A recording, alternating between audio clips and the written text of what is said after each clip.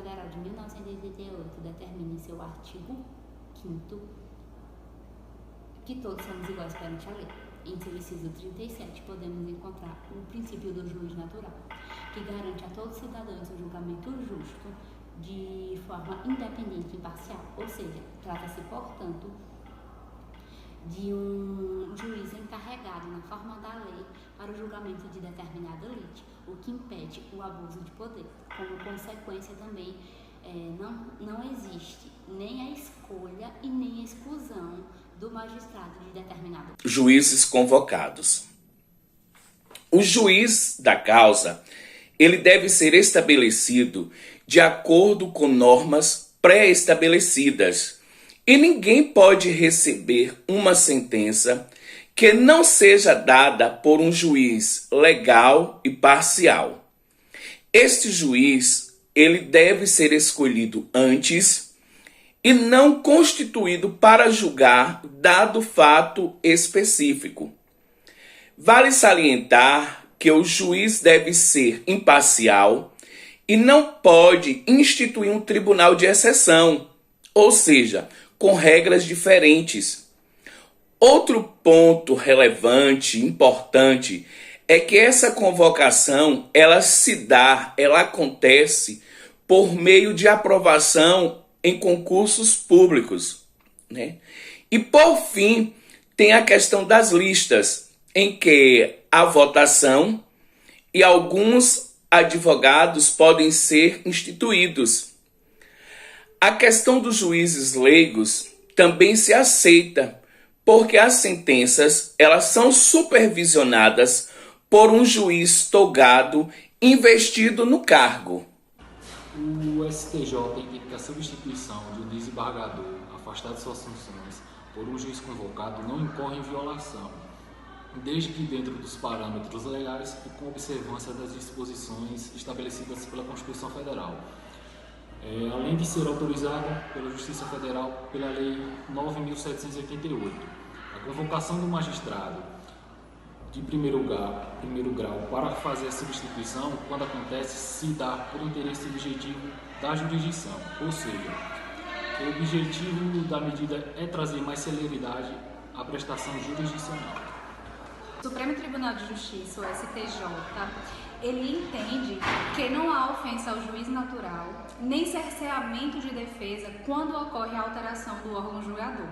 Em relação a esse tema, tiveram algumas análises e a quinta turma, ela analisou o habeas corpus número 331/881, que consignou que eventuais mudanças na composição do órgão não comprometem a competência para analisar embargos de declaração opostos contra as suas decisões.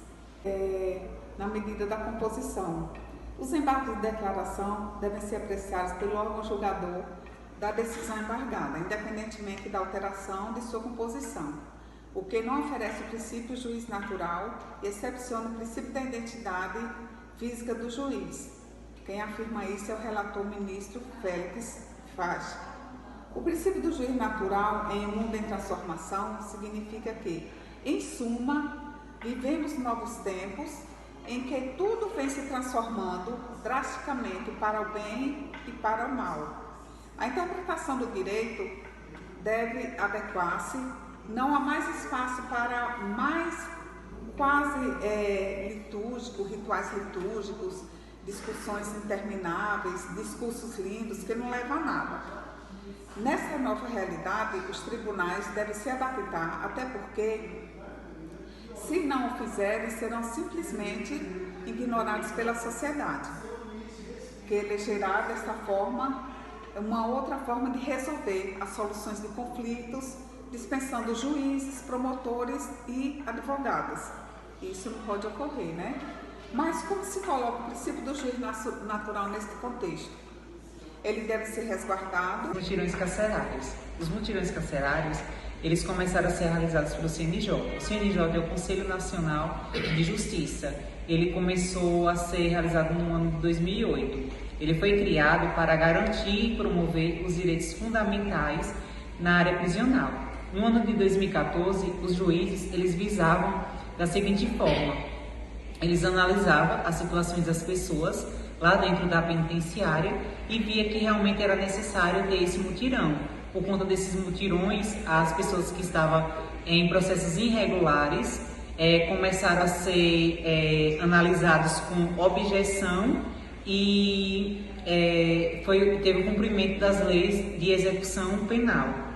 Esses esforços deram muito resultado e milhares de processos foram vistos e analisados e concedidos a esses presos a liberdade provisória, o trabalho externo, a progressão de pena, entre outros também. No ano de 2009, teve uma atualização nesse mutirão carcerário, onde foi promovido pelo programa Justiça Presente, da parceria entre o CNJ, e viram que começaram a enfrentar problemas estruturais no sistema prisional e socioeducativo. O CNJ, ele desenvolveu uma ferramenta chamada CEU. O CEU, ele tem a garantia de ver esses processos com o objetivo de... A criação de novas varas. Para o STJ, a criação das novas varas, ela não viola o princípio do juiz natural. Essa redistribuição de processos, ela é realizada em função da instalação dessas novas varas, que são justamente de igual competência. Elas são criadas no estrito cumprimento da norma e da regência e tem a finalidade de nivelar por igual o acervo dos feitos, especialmente nos processos que ainda estão em fase de inquérito. Esse entendimento da criação das novas varas, ele foi confirmado pela ministra Laurita Vaz durante o julgamento do habeas corpus 102.193, que questionava a redistribuição desses processos entre juízos com as mesmas competências materiais e que dividam entre si uma única base territorial. Segundo a ministra, a redistribuição acontece dentro de uma estrita norma legal e tem o objeto de igualar os acervos dos juízes novos e dos já existentes, visando dar maior celeridade aos processos. Para a gente iniciar o tema de medida cautelar, a gente precisa entender que tem que ter uma breve introdução sobre o que é a prisão. E a prisão nada mais é do que uma privação de liberdade, do direito de ir e vir, e temos 3 tipos de prisão. A primeira é a prisão processual, que é uma prisão sem pena. Temos a prisão penal, que decorre de uma sentença condenatória transitada em julgado, e a prisão decorrente de condenação no tribunal do júri, a pena igual ou superior a 15 anos. As medidas cautelares, elas foram inseridas depois de uma reforma na Lei 12.403 do ano de 2011 e possui caráter instrumental, ou seja, uma garantia para o andamento do processo. É aquele caso onde o processo está lento, está sem andar e a gente tem uma garantia com a medida cautelar. Podemos falar também das espécies. Temos como exemplo a prisão cautelar, que pode ser temporária, preventiva ou domiciliar. As medidas diversas de cautela se encontram no artigo 319 do Código de Processo Penal. Medidas cautelares. As medidas cautelares têm como objetivo evitar o risco da prisão. Se o réu está preso por causa de um motivador de risco específico, é dever da defesa, sempre de forma fundamentada, requerer a medida cautelar em suas alegações, alegando que elas servem para afastar o risco que o juiz acha existente. Salienta-se ainda que as cautelares podem ser requeridas pela defesa, tanto em audiência de custódia que se dá logo após a realização da prisão em flagrante, como no curso do processo. Essas medidas cautelares possuem 4 principais características, que são elas: a provisoriedade, a revogabilidade, a substitutividade e a excepcionalidade. Essas medidas cautelares que acabaram de ser citadas, elas possuem 3 finalidades, que são elas: a aplicação da lei, garantir a investigação ou a instrução criminal, uma vez que visa proteger a investigação ou processo contra a atuação do acusado, que pode buscar prejudicar a veracidade das provas, e neutralizar o risco da prática de infrações penais.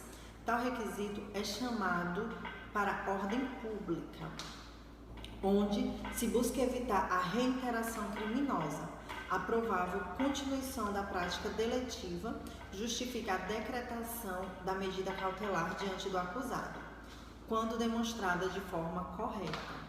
Sendo assim, estas medidas servem para que a pessoa seja presa e, se estiver presa, é dever da defesa pedir a medida cautelar em busca de ajudar o réu. Supressão de instância e a teoria da causa madura no agravo do instrumento.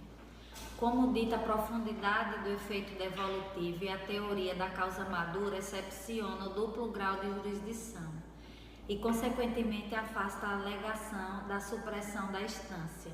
Com base na hipótese legalmente prevista, é dizer que o novo Código tornou de menor valia o princípio do duplo grau de jurisdição, de sorte que agora é irrelevante a rigor a circunstância de determinada matéria não ter sido enfrentada por instância inferior. Com efeito, tratando-se de matéria de ordem pública, ainda sob a égide do Código anterior não havia maiores controvérsias. Mesmo que não tivesse havido análise pelo juízo ACU, apreciava-se em segundo grau de jurisdição, até mesmo de ofício por força do artigo 267, parágrafo 3º do CPC de 73.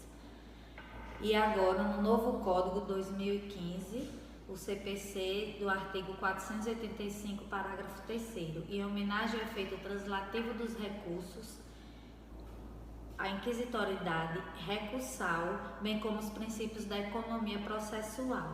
Assim, admitia-se tranquilamente a extinção da demanda originária de diante do acolhimento da questão de ordem pública em sede do agravo de instrumento.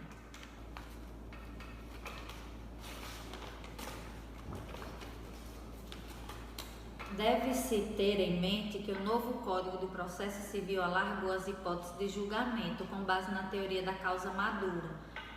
O artigo 1013, parágrafos 3º e 4º, que é de natureza cogente e que também se aplica ao agravo de instrumento, de modo a fulminar a jurisprudência defensiva ancorada na alegação de supressão de instância. Nesse sentido, a nova sistemática instaurada a partir da vigência do novo Código, independentemente da análise da instância de origem, as matérias expendidas devem ser apreciadas pela Corte recursal. Se atendidos os requisitos do artigo 1013, parágrafos 3º e 4º do CPC, logo, por todo o exposto diante da premissa adotada pela nova codificação, não se justifica a postura defensiva que os tribunais continuam a adotar, revelando-se falso paradigma formado por meio de subterfúgio de julgamento corporificado denominada supressão formado por meio de subterfúgio supressão de instância a demandar mudança de comportamento. Sobre a sustentação oral. A sustentação oral é um instituto jurídico que dá direito ao advogado de melhor esclarecer as razões do seu recurso ou as contrarrazões. Ela está citada na Constituição Federal no artigo 5º, incisos 54 e 55. É também citada no Código de Processo Civil, no artigo 937, mas trata diretamente da sustentação oral no júri, no tribunal do júri. E a Lei 8.906 é que veio realmente assegurar o direito da sustentação oral, né, em todos os recursos, em todos os processos. Decisão previdenciária com base no princípio do juiz natural é a mais adequada nos dias atuais. Isso é confirmado no artigo 5º da CF, no inciso 37, pois o processo judicial previdenciário é proposto na Justiça Federal, já que o INSS é uma autarquia do governo. Contudo, quem julga os processos é um juiz concursado para o cargo, e o juiz natural se refere à existência desse juiz adequado para o julgamento de determinada demanda processual. Dessa forma, o segurado pode ajuizar a ação contra o INSS no seu domicílio e em qualquer vara federal do Estado.